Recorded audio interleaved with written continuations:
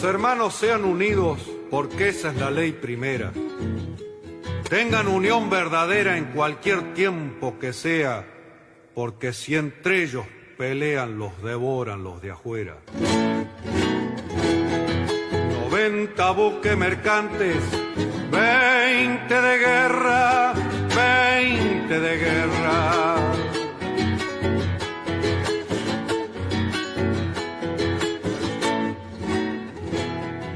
Vienen pechando arriba las aguas nuestras, las aguas nuestras.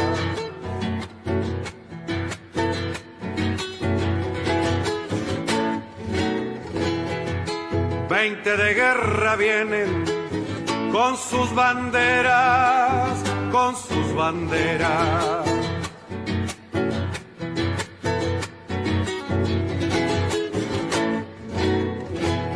La pucha con los ingleses, quien los pudiera, quien los pudiera, que lo tiro a los gringos, Unigran 7, navegar tantos mares, venirse al cohete, que digo venirse al cohete. Buenas tardes, queridos oyentes. Con los acordes y el canto del triunfo, La Vuelta de Obligado, de Miguel Brasco y Alberto Merlo, interpretado por este último, hoy, 8 de septiembre, damos comienzo al programa 266 de Obligados a Volver. Programa que se transmite todos los miércoles y sábados a las 18 horas por nuestra página en Facebook, Obligados a Volver, programa radial.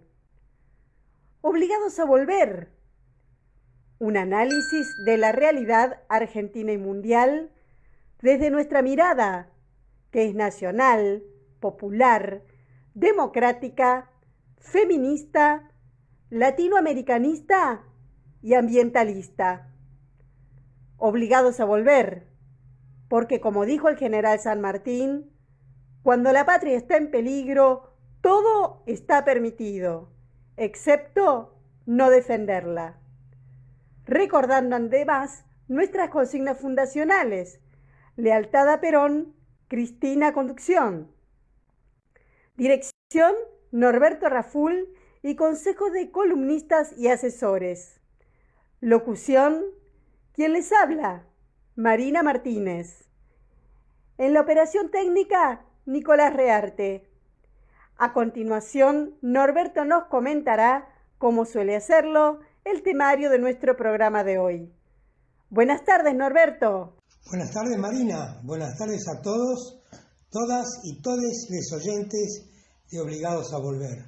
Programa número 266, que corresponde al miércoles 8 de septiembre, que, como es habitual, lo organizamos en dos bloques. En el primer bloque comenzamos con las efemérides que prepara Edgardo Margiota, le siguen las operetas del Grupo Comuna, Comunicadores de la Argentina, y luego viene la columna de Política Nacional de Carlos Olubica, para cerrar el bloque con un tema musical de RS Positivo, La Suprema. Hacemos un pequeño intervalo para dar información sobre todos nuestros medios de comunicación y luego iniciamos el segundo bloque, que arranca con la columna de Jorge Mancinelli, que se refiere a la deuda externa que dejó Macri. A continuación, nuestro columnista invitado, Fernando Balderaki, conductor del programa La Verdad de la Milanesa en Jujuy, nos trae la siguiente columna: Blaquier y el ingenio Ledesma, un juicio interminable. Cerramos así el bloque y el programa con otro tema musical. Podría ser yo, León Gieco, Ligia Piro y otros cantantes con una poesía hermosa. Dicho esto, ¿qué te parece, Edgardo, si empezás con las efemérides? Conocer el pasado para iluminar el presente y construir el futuro. Efemérides correspondientes a la semana que se inicia. 8 de septiembre de 1990. Muere asesinada en la provincia de Catamarca la estudiante María Soledad Morales. En el asesinato estaban implicadas personas vinculadas al poder político provincial que intentaron encubrir el crimen. La movilización popular, que pronto se extendió al resto del país, fue uno de los factores para que el crimen se esclareciera. 10 de septiembre de 2015, histórico triunfo contra los buitres. Luego de un año de que se aprobara la propuesta del gobierno de Cristina Fernández de Kirchner de crear un comité especial para desarrollar un encuadre jurídico global para las reestructuraciones de deudas soberanas, la Asamblea General de las Naciones Unidas aprobó el marco regulatorio de 9 principios que deberán guiar los procesos de reestructuración. Al tomar la palabra ante una sala llena, el canciller Héctor Timerman afirmó que la resolución es a favor de la estabilidad económica, de la paz social y de los derechos de los pueblos y un freno a las acciones de los fondos buitres. 11 de septiembre de 1852. Aprovechando la partida de Urquiza a Santa Fe para inaugurar las sesiones de la Asamblea Constituyente, fuerzas militares y políticas de Buenos Aires desconocen su autoridad y restablecen la legislatura provincial. Conocida con el nombre de Revolución del 11 de septiembre, esta acción culminará con la separación de Buenos Aires de la Confederación Argentina, situación que se prolongará con idas y vueltas hasta después de la Batalla de Pavón en 1861. 11 de septiembre de 1888. Fallece en Asunción Domingo Faustino Sarmiento. En su memoria, en esta fecha, celebramos el Día de las y los Maestros. Vaya nuestro homenaje a todos ellos. 11 de septiembre de 1973. En Chile se produce el golpe de Estado encabezado por Pinochet. El presidente Salvador Allende se suicida durante el asalto a La Moneda, sede del Ejecutivo. Comenzaba ese día una de las más sangrientas y extensas dictaduras de la historia latinoamericana. 13 de septiembre de 2014 entra en vigencia el programa Ahora 12 que la presidenta Cristina Fernández de Kirchner lanzó para reactivar el consumo, permitiendo a los consumidores pagar con tarjetas de crédito en 12 cuotas sin interés, productos de fabricación nacional en los comercios adheridos al plan. 14 de septiembre de 2010 se realiza en el Luna Park el multitudinario acto convocado por la juventud peronista bajo la consigna «La juventud le habla a Néstor, Néstor le habla a la juventud». Néstor iba a ser el orador, pero debido a su reciente intervención quirúrgica fue reemplazado por la presidenta. Cristina habló como una militante más y destacó que el Estado debe garantizar la igualdad de todos los ciudadanos y añadió que algunos todavía son más iguales que otros. Nosotros no tuvimos el privilegio de crecer en democracia y con la libertad que vivimos hoy, y reivindicó el papel de los sindicatos en el desarrollo económico del país.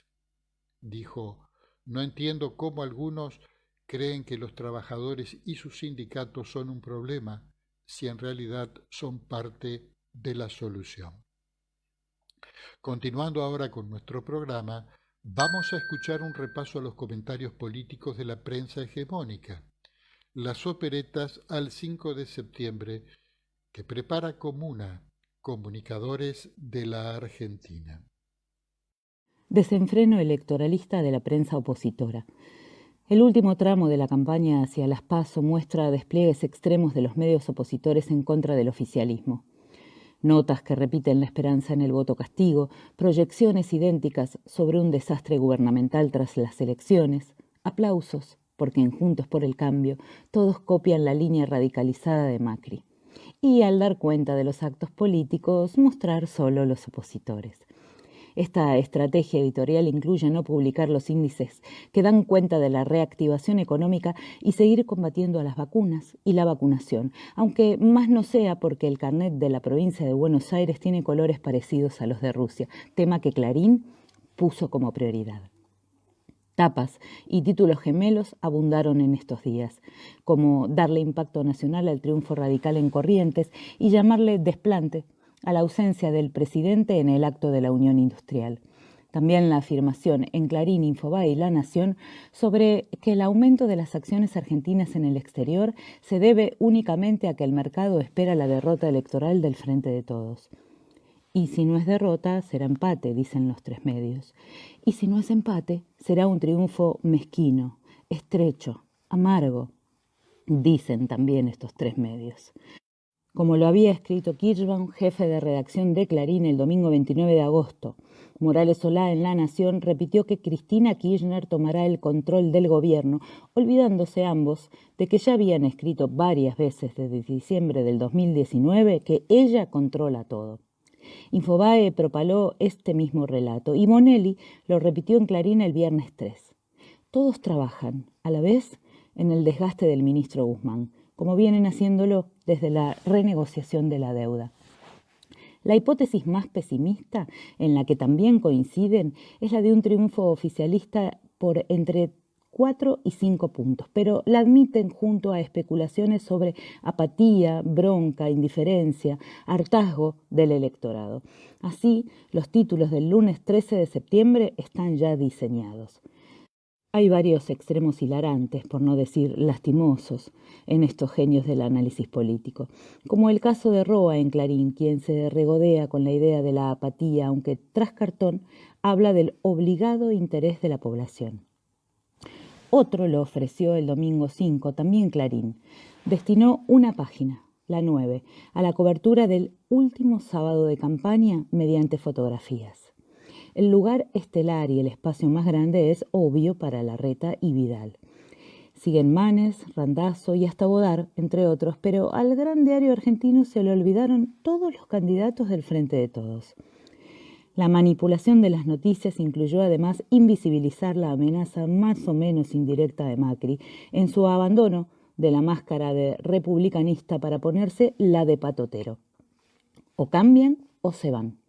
Este hecho solo fue presentado una vez que el expresidente replicó a las críticas que recibió por el exabrupto. Es que hay columnistas que están de acuerdo con él. Morales Solá festejó en La Nación que al final los supuestos moderados del macrismo, que en teoría son Larreta y Vidal, adoptaron los tonos extremistas de quien, dice este pensador, fue llamado a la campaña después de que algunos habían querido jubilarlo. Fioriti convalidó en Clarín con las frases «Macri ganó aire» y «desaparecieron las palomas». No obstante, estos tres medios la cuidaron con esmero a la ex bonaerense Vidal. La confirmación de su aberrante clasismo, expresado esta vez en torno del consumo de marihuana en un barrio acomodado y uno pobre, pasó muy fugazmente por títulos y noticias. El festejo del 2020 en la Quinta de Olivos no tuvo en estos días la presencia excluyente de semanas pasadas en los medios opositores, aunque hay varias expresiones de esperanza porque la causa llegó a tribunales federales de San Isidro. La ilusión expresada por la banda de judiciales que dirige Santoro en Clarín, por uno de los Viñaski y Van der Koy en ese diario y por Rodríguez Nil en La Nación, es que reclama el expediente Sandra Arroyo Salgado. Es la jueza estrella de la escudería Estiuso, quien dio evidencia de su catadura moral al arrastrar a sus hijas a actos políticos opositores en los días del suicidio de su ex esposo, el fiscal Niemann, cuando la derecha nacional e internacional montó la maniobra para derrumbar a Cristina Kirchner. En medio de esa espera ansiosa, Infobae encontró méritos en el juez de San Isidro, Lino Moravelli, que de momento tiene la causa. Publicó que es lejano al garantismo, es decir, el respeto a los derechos procesales que tanta repulsión le causa al conservadurismo. La campaña electoral exige imaginación y por eso Van der Kooi creó en Clarín una nueva categoría política: las miradas de reojo, del kirchnerismo al presidente. Lo escribió el miércoles 31 y, convencido de la genialidad, lo repitió el domingo. En la senda del racismo de Vidal, el columnista político principal de Clarín habla también de un desventurado presidente que quiso visitar Entre Ríos, pero debió conformarse con Chaco. El único exponente del oficialismo receptor de amabilidad es Sergio Berni. Lo aplaudió González de Clarín por haber hablado del Olivos Gate, la figura inventada por la oposición mediática para explotar los hechos en la Quinta de Olivos. En el mismo diario lo elogió Van der Kooi, mientras Morales Solá se congratula con él por el sentido común de mantener activo su combate a la ministra Federic. Como ocurre desde el 2020, siguen las estocadas con títulos, novedades o simples inventos para desacreditar a las vacunas que se aplican en el país. Por una vez en la vida, Clarín parecía reconocer el lunes un objetivo alcanzado por el gobierno: 7 millones de segundas dosis aplicadas durante agosto. Pero votos son amores, y así el redactor Sigal agregó el pero capaz de revertir la buena noticia: las segundas dosis que faltan.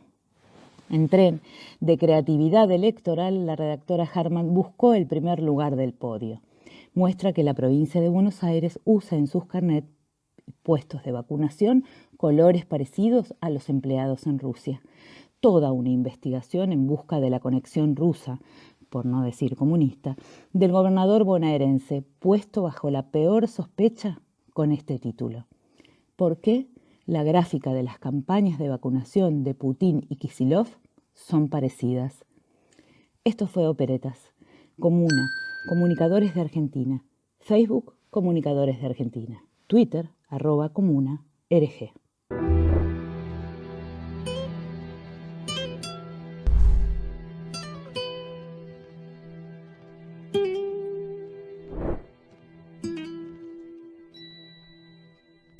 Hola, soy Carlos Olubica y voy a hablar de la política nacional.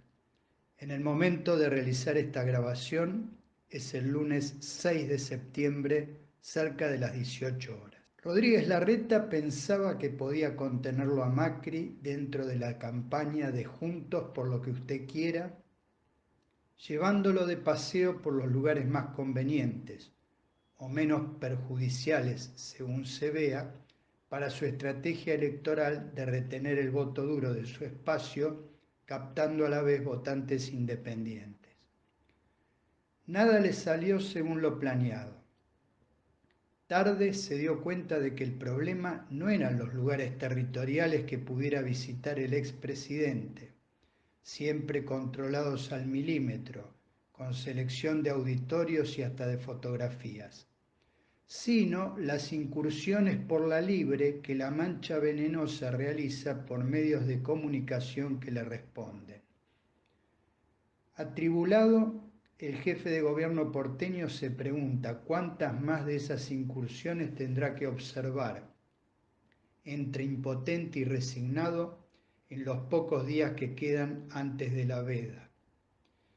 En la última semana Macri tuvo 2 intervenciones rutilantes que explotaron en el medio de los esfuerzos por afianzar las candidaturas de Vidal y Santilli. En una se despachó con una exhortación a no pagar impuestos, porque dijo, esa es la única forma de hacer plata en la Argentina. No se sabe si el exabrupto fue una maldad para joderle la vida a Larreta y sus candidatos, o una forma de promocionarse como consultor en una materia en la que ha desarrollado un vasto expertise, desde el contrabando de autos en la década de los 90 hasta los Panama Papers y el fideicomiso ciego en la actualidad. Daría la impresión de que lo tienta a contribuir a un flojo desempeño de Vidal y Santilli para enturbiar el sueño presidencial del pelado y tener él mismo la chance de escribir el segundo tiempo de su obra literaria. Como sea, en otra aparición amenazó al gobierno nacional con una movida destituyente para después de las PASO. O cambian o se van a tener que ir, dijo con tono golpista. quedó la duda de si lo de cambiar significa que todos y todas los integrantes de nuestro frente tendríamos que adherir a Juntos por el Cambio.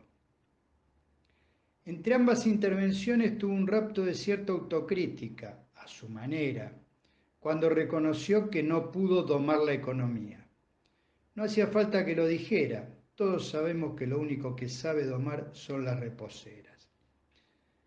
A la espera de las sorpresas que nos deparará la verborragia macrista en esta semana que empieza, debemos anotar como otro pelotazo en contra el comunicado de Patricia Bullrich, dando aire a la tan inesperada como improcedente pretensión del chileno Piñera de apropiarse de espacios marítimos que no le corresponden, según lo establecen tratados entre Argentina y Chile y resoluciones de las Naciones Unidas. Diputados y senadores de Juntos por el Cambio se vieron obligados a borrar con el codo lo que Bullrich escribió con la mano junto al principal asesor de Macri en política exterior, Fulvio Pompeo. Parece que la exministra de Seguridad viene sufriendo ataques de generosidad con el patrimonio de las y los argentinos.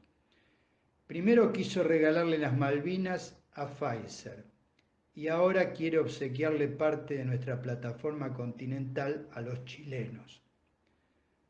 Tanto fuego amigo terminó alterando los nervios de Larreta, Vidal y Santilli, que fueron dando tropezones a lo largo de la última semana.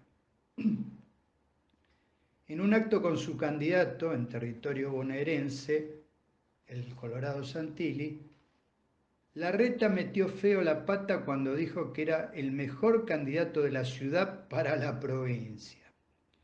Santilli se puso tan nervioso que al rato, consultado por los dichos de Victoria Tolosa Paz en relación a la costumbre peronista de garchar, dijo que el sexo había que dejárselo a los jóvenes.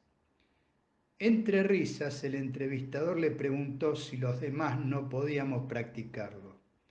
Al Colorado le costó algún tartamudeo salir del embrollo en el que él mismo se metió. Tal vez por tanto nervio será que no pudo darle arranque a la Santileta, ese nuevo invento marketinero que le iba a servir para recorrer un vasto territorio que no conoce. Vidal, por su lado, en un intento por relajarse entre tanto estrés, dejó que afloraran sus añejos prejuicios contra los pobres, esta vez hablando del consumo de marihuana.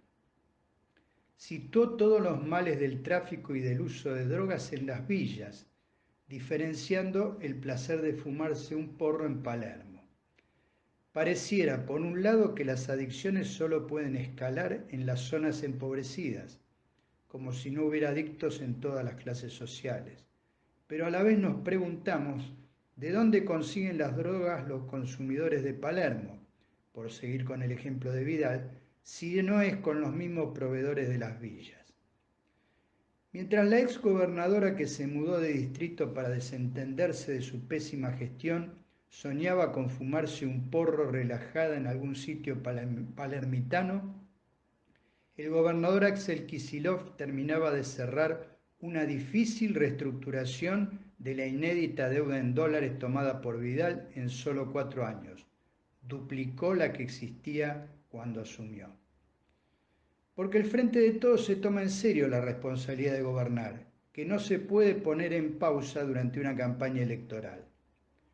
Por eso todos los funcionarios nacionales y de la provincia de Buenos Aires que decidieron postularse como candidatos a cargos electivos debieron renunciar a sus puestos ejecutivos. La vacunación sigue siendo la campaña principal y a partir de su notable avance, que permitió disminuir semana a semana los contagios, las internaciones y las muertes, la recuperación de la actividad económica, del empleo y de los salarios se afianza. Esa constituye la base de nuestro modelo, que es en esencia el de una Argentina productiva con inclusión social. Esto significa con distribución de la riqueza.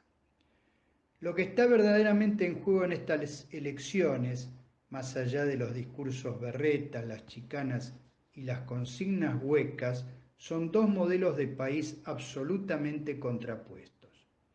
En esto, como dijo Alberto Fernández, es en lo único que coincidimos hasta ahora con la oposición de Juntos por el Cambio, que sostuvo su imposibilidad de sentarse en una mesa para buscar acuerdos básicos con nuestro gobierno por diferencias ideológicas profundas.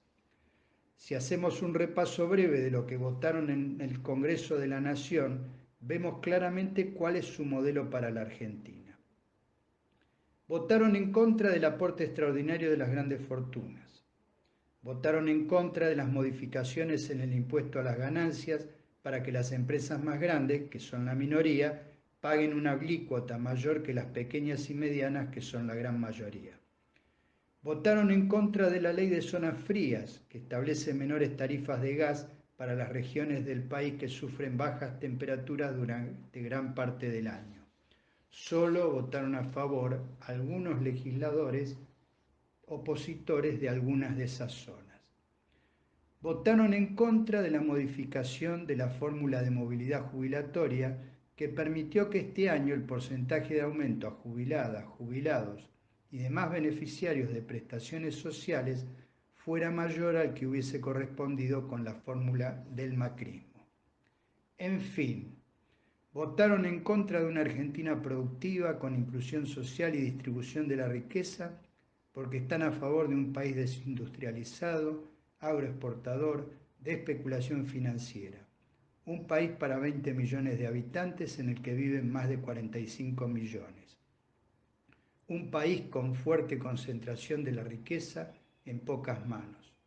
Entre esas dos opciones votamos el próximo domingo. Un abrazo a todas y todos.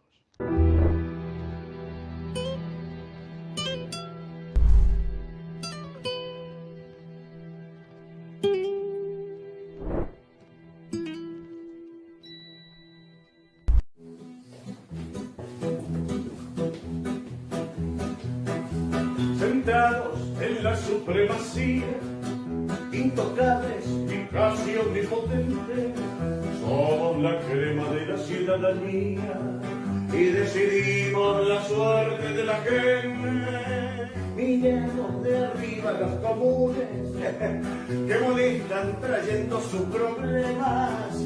A sus reclamos al fin somos inmunes, después de todo somos la suprema. La justicia nos mira con sus ojos vendados. Si vemos que hay injusticia, miramos para otro lado. La suprema es suprema, aunque a muchos les pese. Siempre ponemos ante todos los supremos intereses.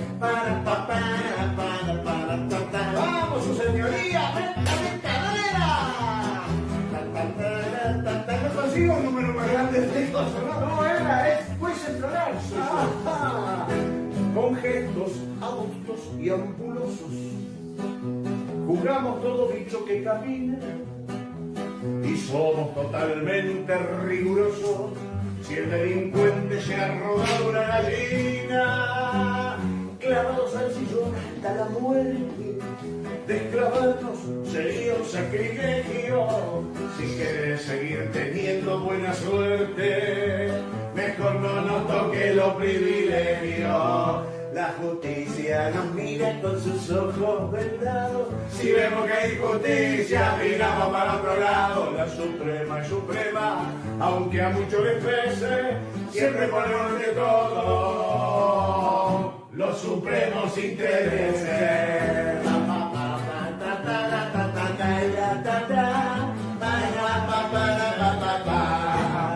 Gracias, señoría. Pero no hay de qué, ¿Por qué no se va usted para allá y yo me voy por acá? Yo me voy para ahí porque ese es mi fuero. Váyase por su fuero.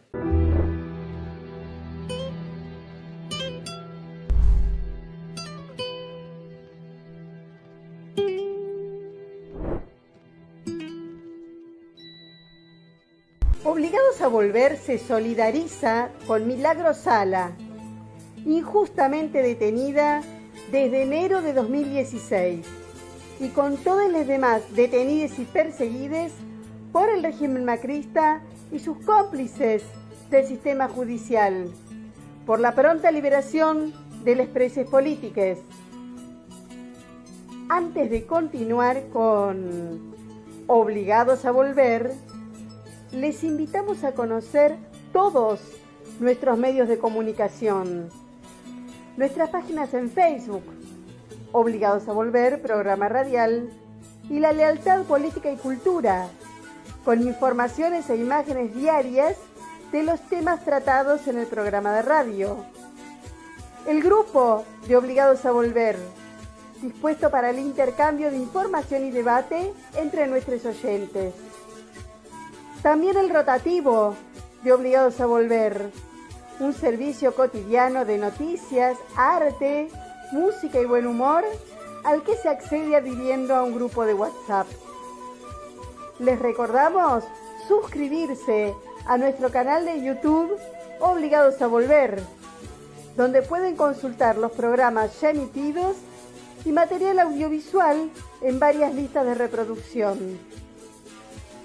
Y seguimos sumando espacios para compartir con ustedes. Ahora también estamos de lunes a jueves a partir de las 21 horas comentando las noticias más importantes en un nuevo espacio llamado Comentarios Obligados. Los esperamos, como siempre, en nuestra página en Facebook, Obligados a Volver, programa radial.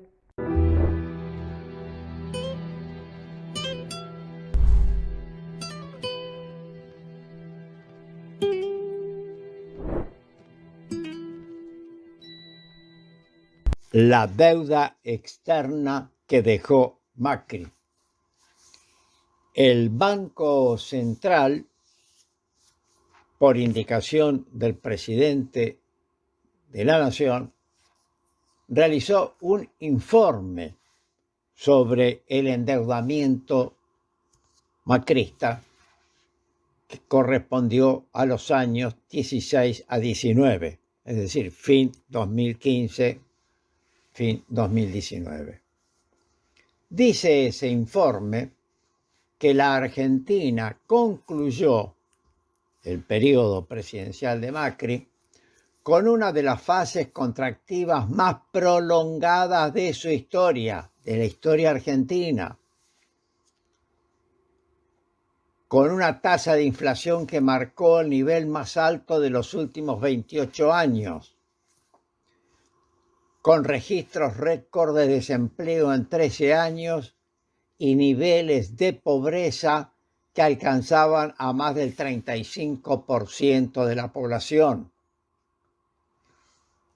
En el año 2019, el peso de la deuda pública había alcanzado el 90% del Producto Bruto Interno y sus intereses comprometieron más del 20% de los recursos tributarios.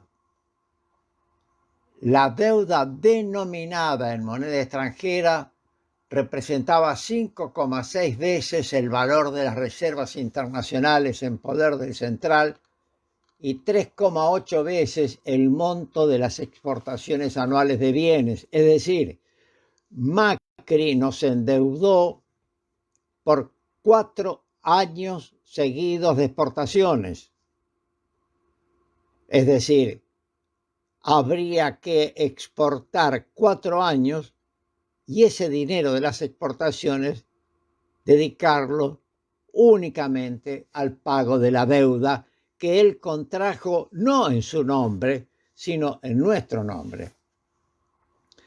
La contracara de esta fenomenal deuda, esto lo dice textual el informe del Banco Central, fue una abultada fuga de capitales cuyos beneficiarios constituyen un reducido grupo de empresas y personas que aprovecharon las ventajas transitorias de un modelo que ofrecía importantes rendimientos.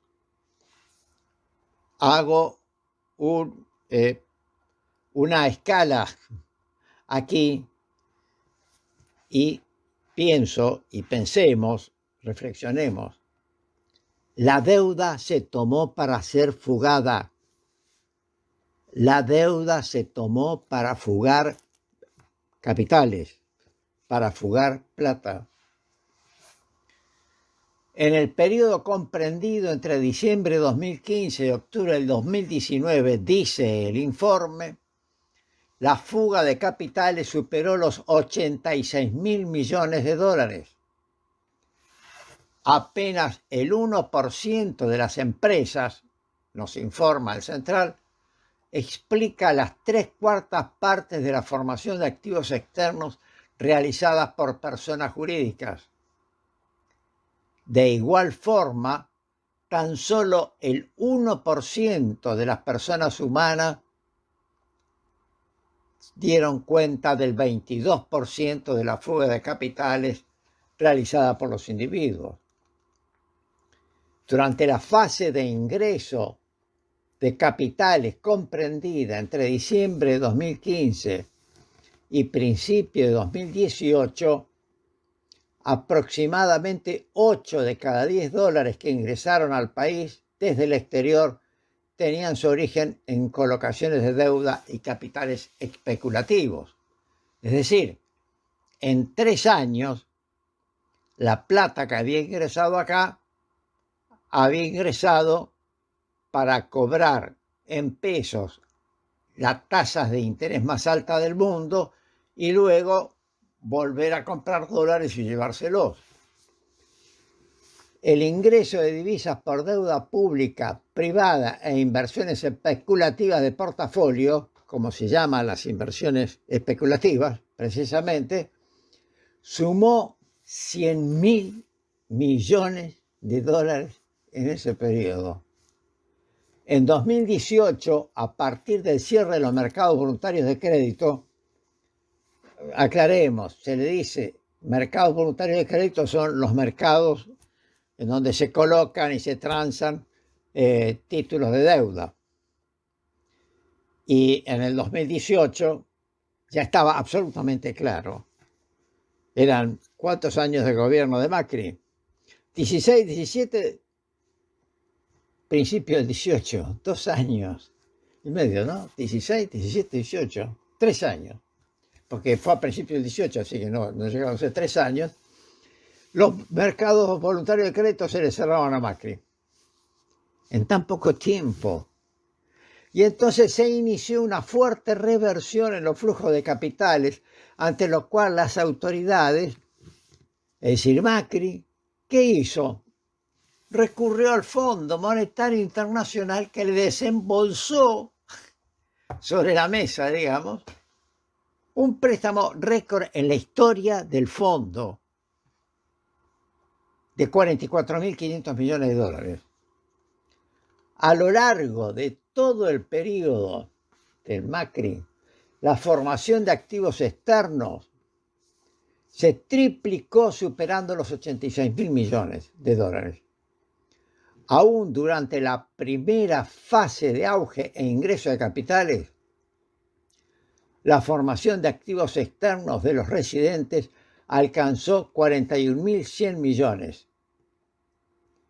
En la etapa de aceleración de salida de capitales, a partir de mayo de 2018, alcanzó los 45.100 millones.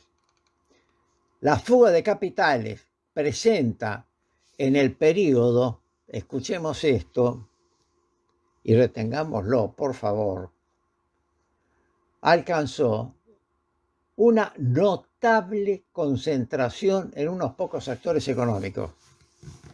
Un reducido grupo de 100 agentes realizó compras netas por 24.679 millones de dólares. 100 agentes, 24.679 millones de dólares. Por otra parte, de los 10 principales compradores, se explican 7.945 millones de esos 100 agentes. Al diferenciar entre personas humanas y personas jurídicas, se observa que apenas, escuchemos estos números, por favor, que apenas el 1% de las empresas que realizaron compras netas adquirió 41.124 millones de dólares en concepto de formación de activos externos, el 1% de las empresas. En el caso de las personas humanas, tan solo el 1% de los compradores acumuló 16.200 millones de dólares de compras en ese periodo.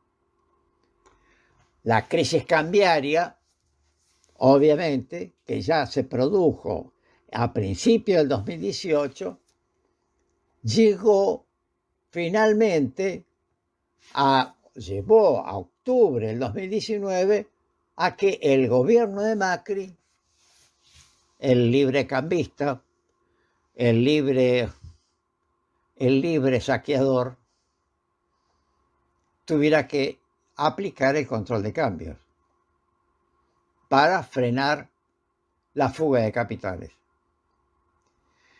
Los más de 86.000 millones de dólares que se fugaron en concepto de formación de activos externos tienen su equivalencia en términos de menor crecimiento de inversión, mayor desempleo y deterioro en la distribución del ingreso. Dice el informe del Banco Central lo siguiente: el dramático proceso de ajuste desencadenado en el contexto de desregulación permite observar que los niveles de tipo de cambio requeridos para equilibrar la demanda para atesoramiento en un entorno de liberalización extrema son a todas luces insostenibles política y socialmente. ¿Qué nos está diciendo esto? Que en una situación de crisis, de insolvencia, no hay tipo de cambio que valga. Para que esos dólares se quedaran en el país por pesos, ya no valían las tasas del 70%, tasas inéditas, no se pagaron en el mundo. No se pagaban en el mundo tasas así. Por eso venían, se convertían a pesos, cobraban tasas enormes y después se volvían a convertir en dólares. Cuando esos dólares no los tuvo más el central, no los tenía, entonces, bueno, ¿cuál era el tipo de cambio? Y ahí es donde viene la desesperación de Macri por conseguir esos 45.000 millones de dólares, que tampoco alcanzaron. ¿Por qué? Porque por más que tuviera ese apoyo, ese apoyo que a los argentinos nos condena, porque es un sujeto con su grupo que toma obligaciones de las que se hace cargo el total de la población. Bueno, eso no fue suficiente y finalmente tuvieron que entrar con lo que se llama controles sobre la cuenta capital y financiera de pagos, que en realidad los controles sobre la cuenta financiera, la cuenta capital y financiera y el balance de pagos no es nada más ni nada menos que la administración del Estado, de la moneda y del comercio exterior. El macrismo anticipó la pandemia. Macri anticipó la pandemia.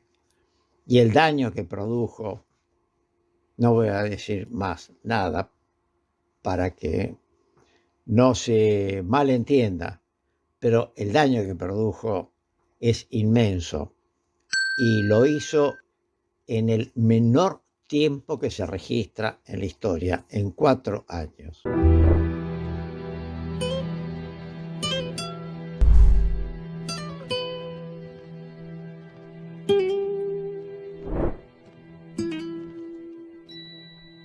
Muy buenas tardes a todas las amigas y amigos de Obligados a Volver. Aquí desde Jujuy les habla Fernando Balderaki del programa La Verdad de la Milanesa.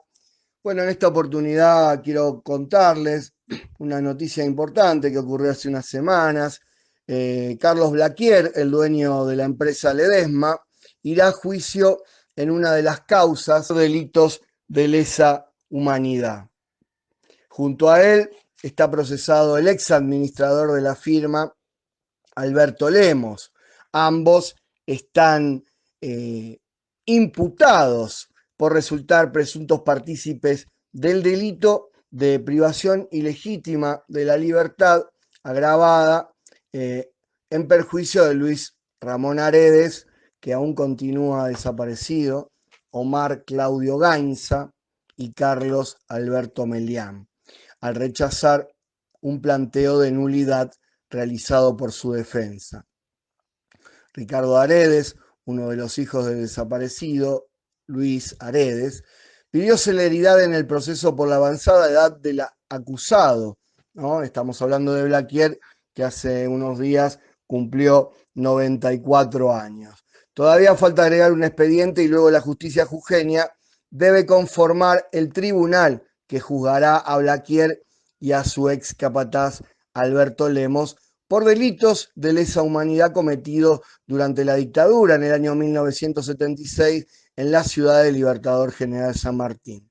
Recién entonces allí el empresario se sentará en el banquillo de los acusados. Quiero recordar y aclarar también que esta causa estuvo 8 años a la espera de una decisión de la Cámara de Casación. En su resolución, el juez tuvo en cuenta el detalle probatorio presentado por el Ministerio Público Fiscal, según el cual los hechos ilícitos relatados fueron expresiones del plan sistemático de represión ejecutado por el aparato del poder del Estado Nacional, manejado por la dictadura militar, con la intervención de los imputados, quienes mantenían una gran influencia y dominio sobre las estructuras económicas, políticas, sociales y territoriales del departamento de Ledesma, facilitando así todos los medios ideológicos y logísticos para llevar a cabo estos hechos. En marzo de 2015, la Sala 4 de la Cámara Federal de Casación Penal había revocado la resolución de la Cámara Federal de Apelaciones de Salta, que había confirmado los procesamientos sin prisión preventiva de Blaquier y Lemos por su participación en los delitos de privación ilegal de la libertad, agravada en perjuicio de las víctimas Aredes, Gainza y Melián, y dispuso su falta de mérito. Según los jueces Horno, Ricci y Geminiani, no surgía con un grado de convicción suficiente que los imputados conocían que a través del préstamo de los vehículos de su propiedad, o sea, de la empresa Ledesma, allí Blaquier se desempeñaba como presidente del directorio y Lemos, como administrador general, habían favorecido el secuestro de las víctimas. Utilizaron el mismo criterio para resolver la causa en la que se investigan los hechos de la noche del apagón.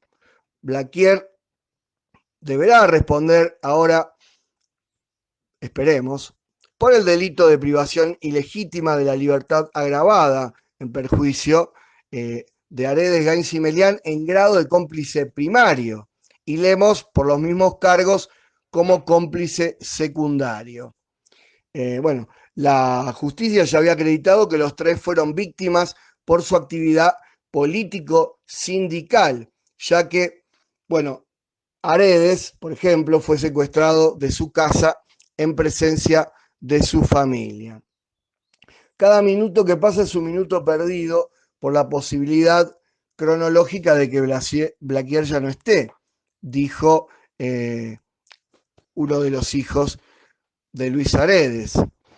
Esta es una espera que lleva 45 años, un trabajo de concientización, de búsqueda de pruebas, la misma espera que hicieron las madres, los padres y los familiares de los desaparecidos y las esposas de los presos políticos de Jujuy. Lo fundamental sería un funcionamiento claro y comprometido de la justicia en la búsqueda de la verdad. Esto es fruto de la militancia histórica de los parientes, amigos e incluso de los periodistas que nos ayudaron a llevar esto adelante. En la ciudad de Libertador General San Martín, en estos días, bueno, hay mucha esperanza, como cuando ocurrió que Blaquier fue citado a declarar.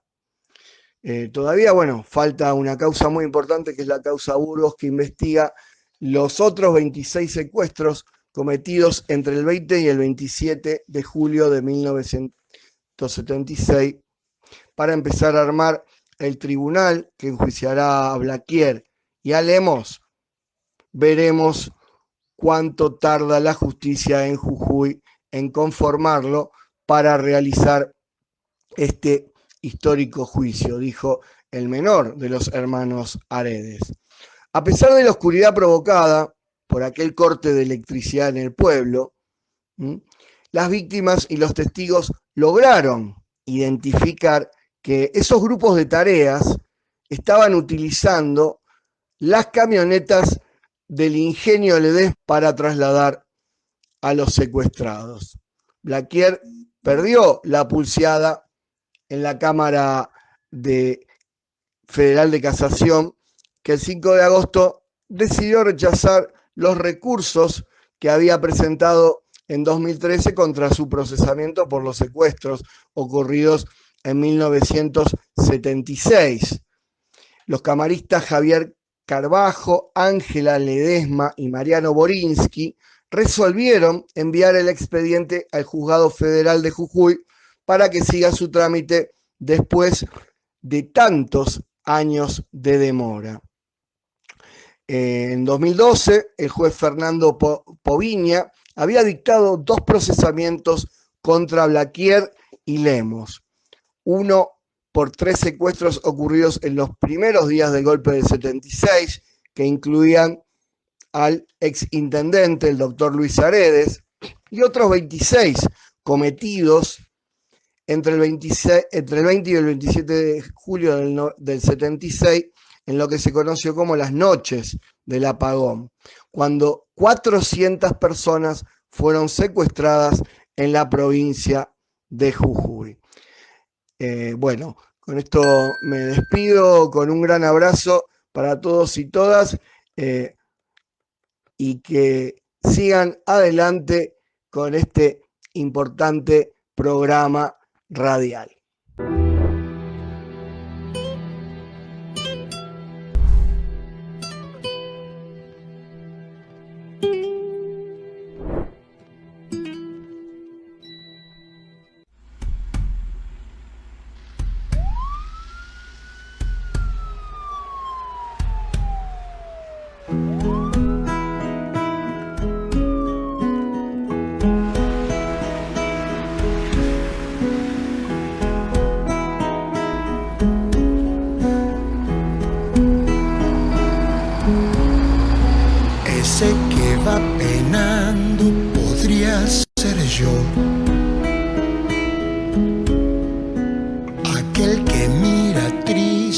Podría ser yo,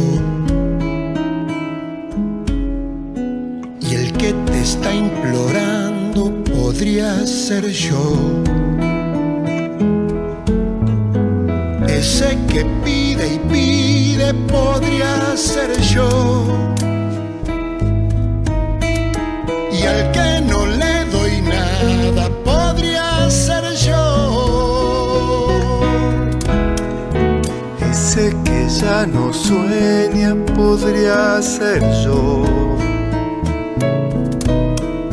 y el que quedó sin norte podría ser yo.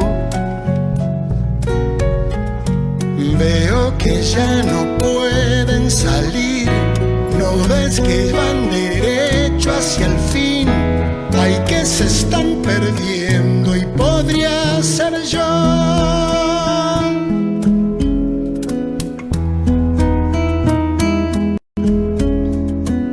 Si el que están matando podría ser yo, aquel que ya no ríe podría ser yo, el chico acribillado podría ser yo, el que junta cartones podría ser yo, y al que se están llevando podría ser yo.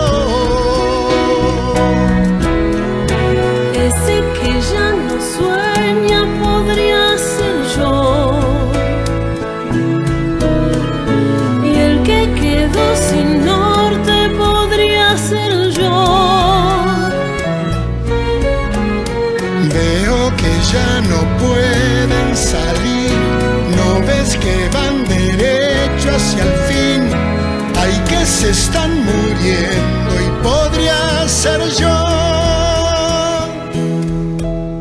Y yo que no sé qué hacer, no basta con entender. Una canción no seca una inundación, ni le devuelve el sol al que ya no ve.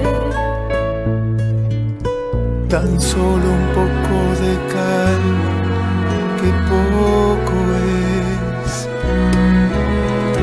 Ese que está robando podría ser yo. Ese que mata o muere podría ser yo. Aquel que nada cree podría ser yo. Y ese al que nadie atiende podría ser yo. Nunca un golpe de suerte y podría ser yo. Ese que ya no sueña podría ser yo. Y el que quedó sin norte podría ser yo. Veo que ya no pueden salir, no ves que van derecho hacia el fin, ay que se están muriendo y podría ser yo. No ves que ya no pueden salir, no ves que van derecho hacia el fin y se están muriendo y podría ser vos. Veo que ya no pueden salir, no ves que van derecho hacia el fin, ay que se están muriendo y podría ser yo.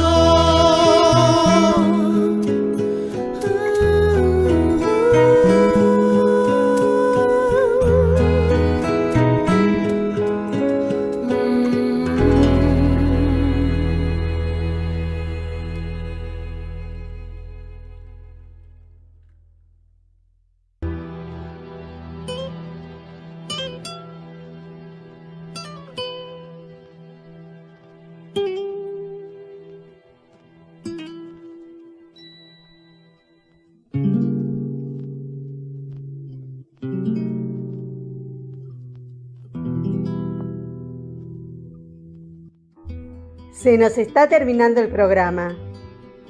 Agradecemos a nuestro operador, Nicolás Rearte, por su trabajo que nos permite salir al aire. A todos los oyentes por su atención, especialmente a los que ponen me gusta en nuestras páginas de Facebook. Antes de despedirnos, les recordamos que nuestro programa de radio Obligados a Volver se transmite todos los miércoles y sábados, siempre a las 18 horas. Y los comentarios obligados, de lunes a jueves, a partir de las 21 horas. Este fue otro programa de Obligados a Volver, acompañándoles en sus casas desde la de cada uno de los que hacemos este programa, cumpliendo las disposiciones del Gobierno Nacional en la lucha contra la pandemia. Volvimos, pero estamos obligados a seguir militando, porque la patria sigue estando en peligro, ya que la derecha reaccionaria, que no acepta que fue derrotada en las urnas, acecha sin disimulo para desgastar y combatir a nuestro gobierno, elegido por el pueblo. Por eso, continuaremos nuestra tarea siguiendo el legado del Libertador San Martín. Cuando la patria está en peligro, todo está permitido, excepto no defenderla. Recordando y reivindicando nuestras consignas fundacionales: Lealtad a Perón, Cristina Conducción.